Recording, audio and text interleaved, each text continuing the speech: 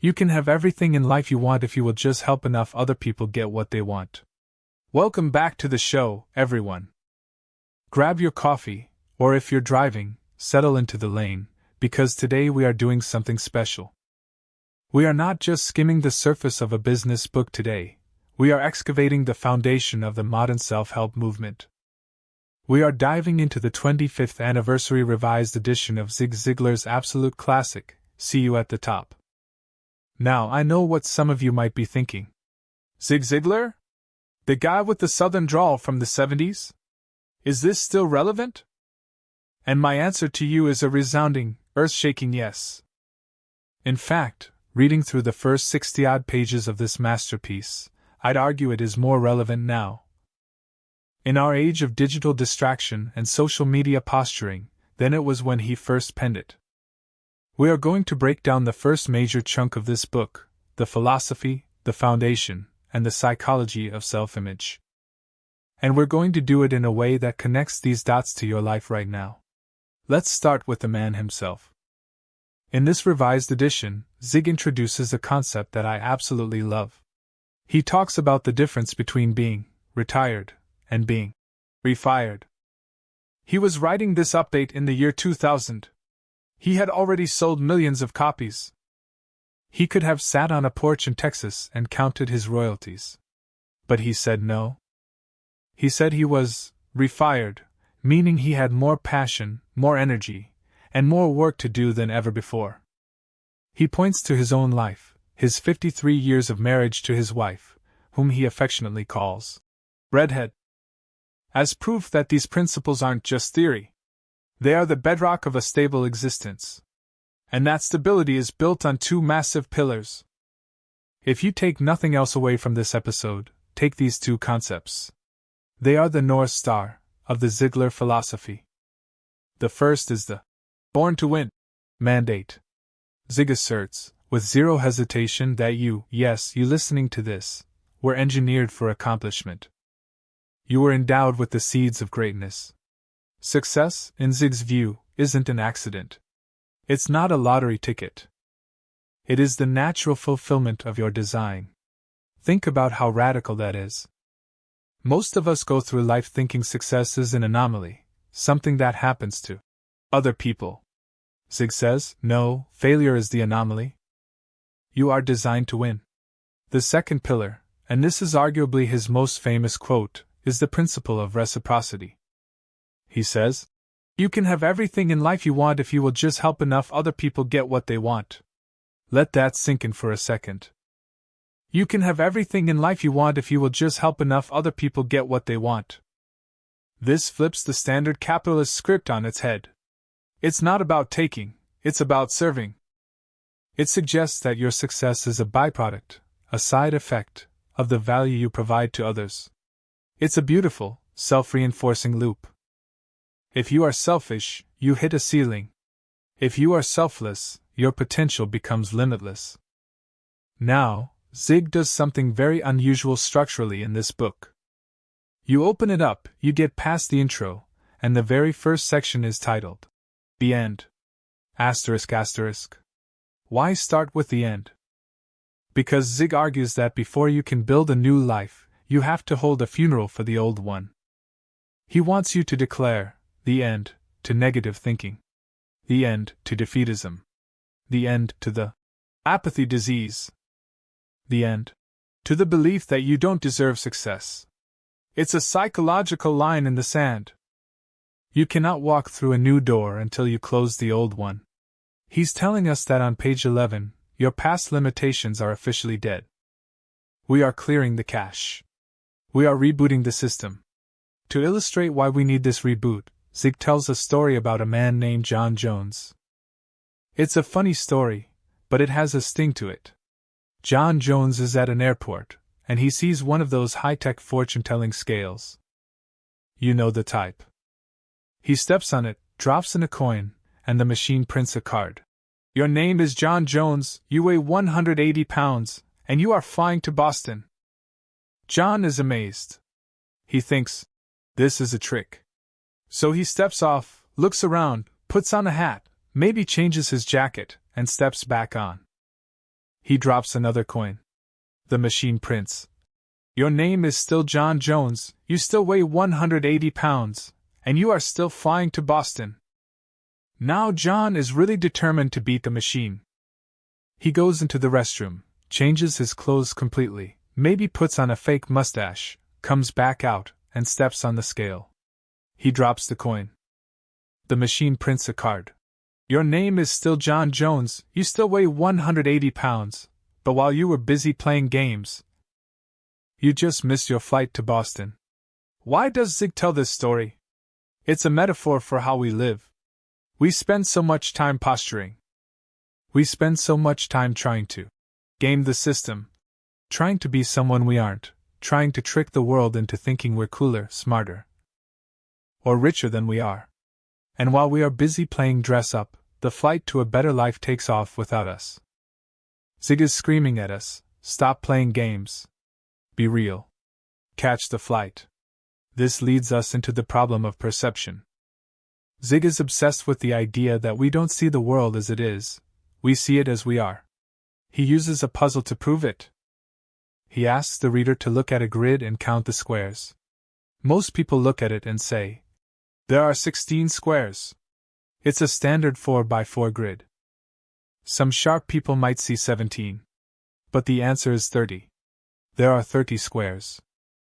Because you have to count the 2x2 squares that overlap, the 3x3 squares, and the big 4x4 outer border. They were there the whole time. You didn't need to add anything to the page.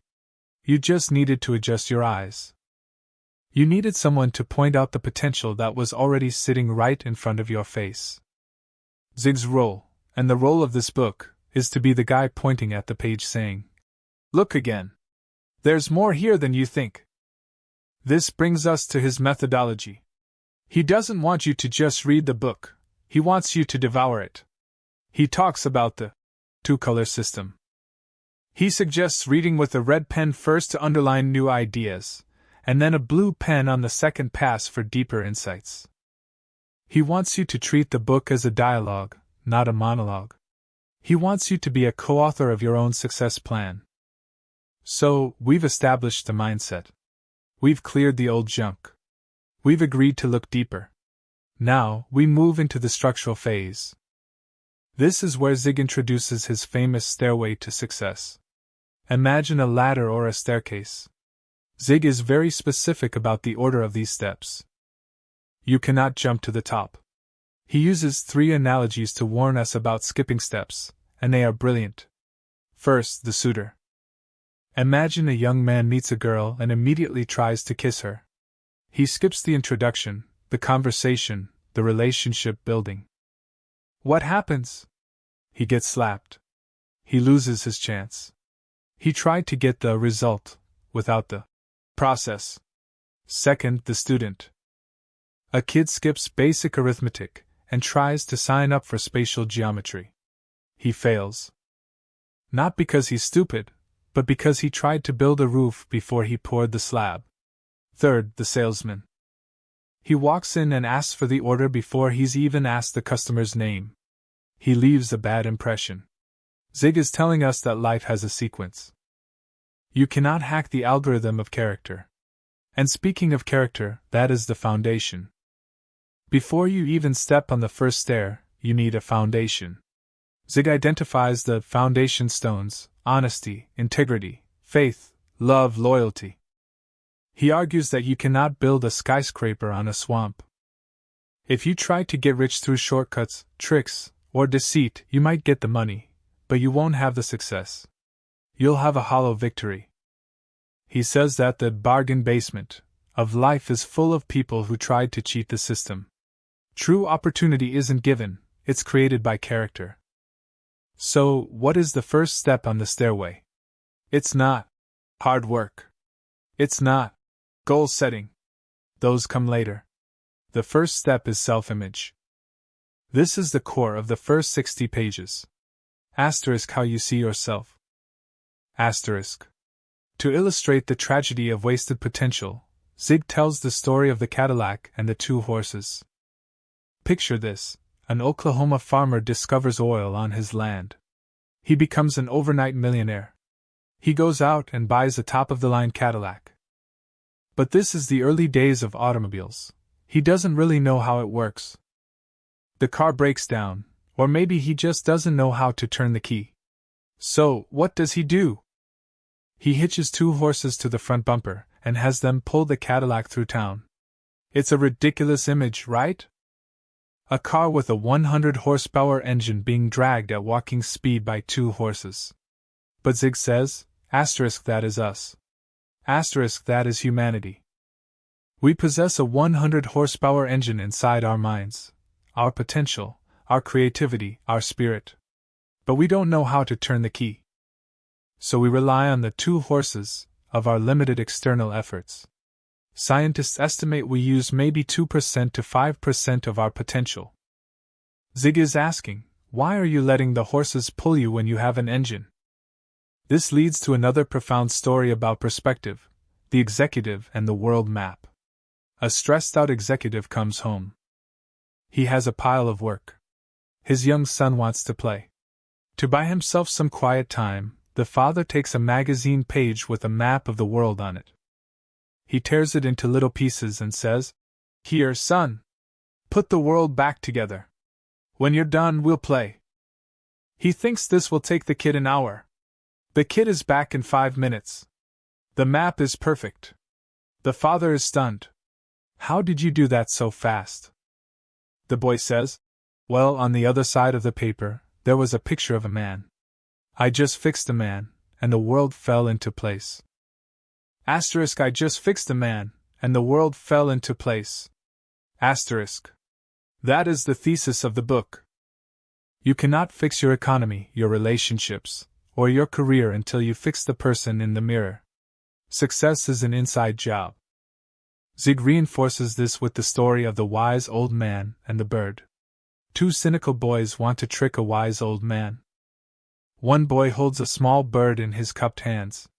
His plan is to ask the old man, "Is the bird alive or dead?" If the man says, "Dead," the boy will open his hands and let it fly.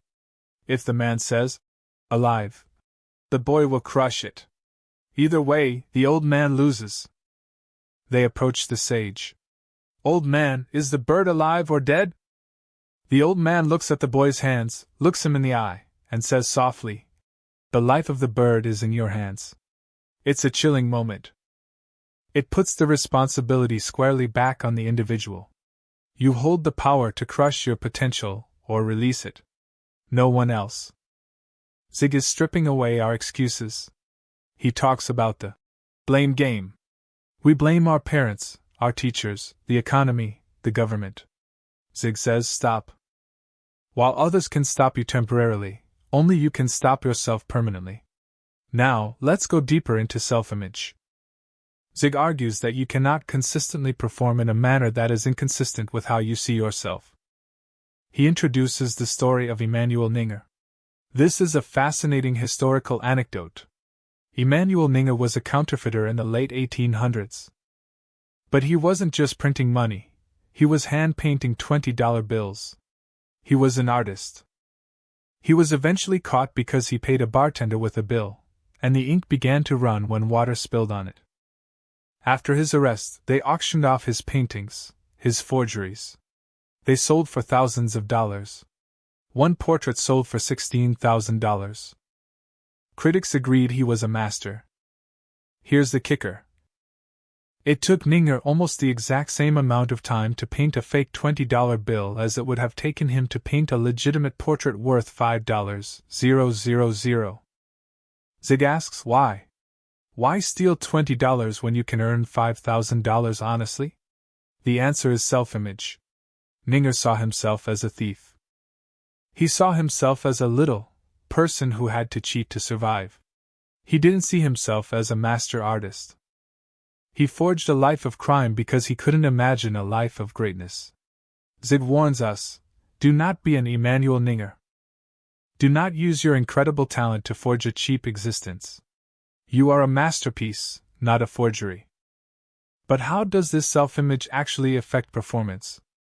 Zig gives us the 40 cm board analogy. Imagine a wooden plank, 40 centimeters wide, laying on the floor of your living room. Could you walk across it? Of course.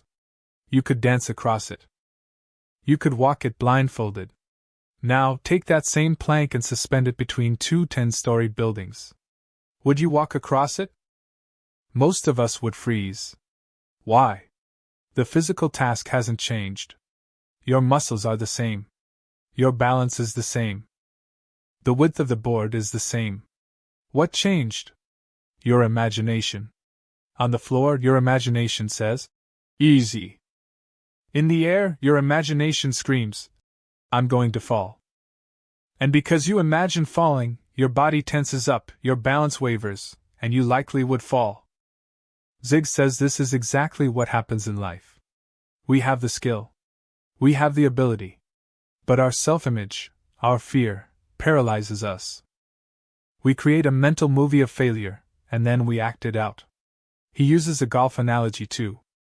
The golfer who stands at the tee, sees the water hazard and says, "I just know I'm going to hit it in the water." Guess where the ball goes? Splash. That is a self-fulfilling prophecy. Conversely, the pro visualizes the ball going in the hole. They see the success before they swing the club. Michelangelo saw Moses in the stone before he picked up the chisel. You have to see the result before you can perform the action. Now, a lot of people push back here. They say, "Well, Zig, that's nice, but I don't have the education. I don't have the degree. I'm not smart enough." Zig tackles this head-on in the section on intelligence versus education. He tells a story about a hitchhiker he picked up. This guy had just gotten out of prison for bootlegging. But as they talked, Zig realized this man had a photographic memory. He could name every town in all 50 states. He could recite census data. He knew every parish in Louisiana. The man was a genius. But he was a bootlegger. Zig makes a crucial distinction: intelligence is raw horsepower. Education is knowing how to steer. This man had intelligence, but he had no direction, no moral compass, no positive self-image. He used a supercomputer brain to commit petty crimes. Zig cites Henry Ford. Henry Ford dropped out of school at 14. He didn't have a piece of paper on his wall. But he changed the world. He cites Thomas J. Watson, the founder of IBM, who started working for $6 a week. The point is, don't let a lack of formal credentials become a crutch for a poor self-image. History is full of people who were uneducated by academic standards but were graduates of the University of Life. Zig wraps up this chunk of the book by bringing us back to the stairway. We've talked about the foundation, character. We've talked about the first step, self-image. The next steps, which we will get to in future episodes, are relationships, goals, attitude, work, and desire. But Zig emphasizes that if you don't get the self-image right, the other steps don't matter. If you don't like yourself, you can't build good relationships, step 2. If you don't believe in yourself, you won't set big goals, step 3. If you think you're a loser, your attitude, step 4, will stink. If you don't think you deserve success, you won't do the work, step 5. It all starts in the mirror. So, as we wrap up this deep dive into the first 66 pages of See You at the Top, I want you to think about your own horses. What are the small, external things you are relying on to pull you through life? And where is that 100 horsepower engine that you've been afraid to turn on? I want you to think about the map and the man. Are you trying to fix your world, your bank account, your spouse, your boss, without fixing yourself first? And I want you to remember the John Jones story. Are you wearing a disguise? Are you trying to trick the scale? Or are you ready to be who you really are and catch that flight to Boston? Zig Ziglar's message is timeless because it is true. It cuts through the noise. It tells us that we are responsible, we are capable, and we are designed for something greater. But we have to choose it. Remember the words of the wise old man. The life of the bird is in your hands. This book isn't just words on a page. It's a manual for operating the complex machinery of the human soul. So, take out that red pen. Start underlining. Start talking back to the book. Stop being a passive observer of your life and start being the author. Because, as Zig would say, and as I'm saying to you now, I'll see you at the top. Thanks for listening. We'll be back next time to climb the next few steps of the ladder. Until then, keep climbing.